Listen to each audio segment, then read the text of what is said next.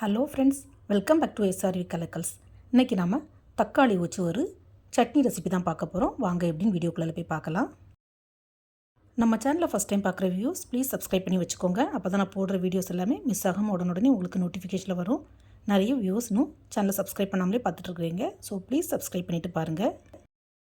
நான் இந்த சட்னி பண்ணுறதுக்கு 4 தக்காளி எடுத்துருக்கிறேன். நீங்கள் உங்களுக்கு தேவையான தக்காளி எடுத்துக்கோங்க. ஃபஸ்ட்டு தக்காளியில் இந்த சென்டர் போர்ஷனை கட் பண்ணி எடுத்துக்கோங்க. இந்த பார்ட் நமக்கு தேவையில்லை. ஃப்ரெண்ட்ஸ், நம்ம பொதுவாக சட்னி பண்ணதாக இருந்தால் தக்காளியாக இருந்தாலும் சரி, வெங்காயமாக இருந்தாலும் சரி, பூண்டாக இருந்தாலும் சரி, எல்லாத்தையும் வதக்கி தான் பண்ணுவோம். பட் இந்த சட்னி கொஞ்சம் டிஃப்ரெண்ட்டாக வதக்காமல் பண்ண போகிறோம். அதாவது தக்காளி பூண்டெல்லாம் ராவா பச்சையாக அரைச்சி பண்ண போகிறோம். வாங்க எப்படின்னு பார்க்கலாம். ஃபஸ்ட்டு தக்காளி நல்லா வாஷ் பண்ணிவிட்டு இந்த மாதிரி ரஃப்பாக கட் பண்ணி எடுத்துக்கோங்க. சின்ன சின்ன பீஸாக கட் பண்ணி எடுத்துக்கோங்க. அப்போ தான் நமக்கு மிக்ஸில் ஈவனாக அரைப்படும். எல்லா தக்காளியும் ஃபஸ்ட்டு இந்த மாதிரி பீஸ் போட்டு எடுத்துக்கோங்க. தக்காளி நல்ல பழுத்த தக்காளியாக இருந்தால் தான் அந்த சட்னி நல்லா கலர்ஃபுல்லாக இருக்கும். அதே மாதிரி கொஞ்சமும் புளிப்பு இல்லாத தக்காளியாக பார்த்து வாங்கிக்கோங்க. இப்போ நறுக்கின தக்காளி அவ்வளோத்தையும் ஒரு மிக்ஸி ஜாரில் சேர்த்துக்கலாம். தக்காளியை வதக்காமல் பண்ணுறதுனால ஏதாவது ரா ஸ்மெல் அடிக்குமான்னு நீங்கள் நினைக்கலாம். பட் அப்படி எதுவுமே தெரியாது. இப்போ இந்த தக்காளி கூட ஒரு 10 to 15 பல் பூண்டு சேர்த்துக்கலாம்.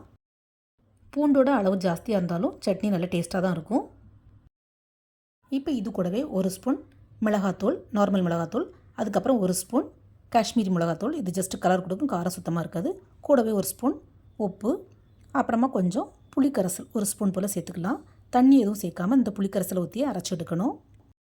புளி சேர்த்தும் அரைக்கலாம். பட் புளி சேர்த்து அரைக்கிறதுக்கு பதிலாக இந்த மாதிரி புளி தண்ணி ஊற்றி நம்ம அரைச்சா டேஸ்ட்டு கொஞ்சம் டிஃப்ரெண்ட்டாக இருக்கும் சட்னிக்கு. இப்போ தண்ணி எதுவும் சேர்க்காமல் இந்த மாதிரி, அதாவது ரொம்பவும் ஃபைன் பேஸ்ட்டாக இல்லாமல் ரொம்பவும் குறகுறப்பாக இல்லாமல் கொஞ்சம் துருதுருன்னு அரைச்சி எடுத்துக்கோங்க. இப்போ கேஸ் ஸ்டவ்வில் ஒரு கடாய் வச்சு அதில் கொஞ்சம் தாராளமாக எண்ணெய் சேர்த்துக்கலாம். எண்ணெய் சூடானதும் அதில் கொஞ்சம் கடுகு போட்டுக்கலாம். கடுகு பொரிஞ்சதும் 1 ஸ்பூன் கடலைப்பருப்பு, 1 ஸ்பூன் உளுத்தம்பருப்பு, ஒரே ஒரு மிளகாய் வத்தல், அப்புறம் 4-5 பூண்டு இந்த மாதிரி சதைச்சி சேர்த்துக்கோங்க. இது ஃப்ளேவர் நல்லாயிருக்கும். அப்புறமா கொஞ்சம் கருவேப்பிலையும் சேர்த்து இதை நல்லா வதக்கி விட்டுக்கலாம். இந்த பருப்பு, மிளகாய் வத்தல், பூண்டு எல்லாம் நல்லா வதங்கி கோல்டன் ப்ரௌன் ஆகணும். அது வரைக்கும் நல்லா வதக்கி விடணும். அதுக்கப்புறமா நம்ம அரைச்சி வச்சுருக்கிற டொமேட்டோ பேஸ்ட்டை இது கூட சேர்த்துக்கலாம். டொமேட்டோ சேர்த்து நல்லா வதக்கணும். நம்ம ஒரு சொட்டு கூட தண்ணி சேர்க்கவே இல்லை. அப்படி இருந்தும் தண்ணி நல்லா ஊறி போய் தான் இருக்குது.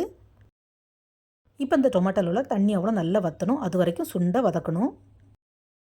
அதே மாதிரி இந்த சட்னிக்கு நம்ம தக்காளி, பூண்டு, மிளகாத்தூள் எதையுமே வதக்காமல் பண்ணியிருக்கிறோம். ஸோ அதோட பச்சை வாசனை போது வரை நல்லா வதக்கி எடுக்கணும்.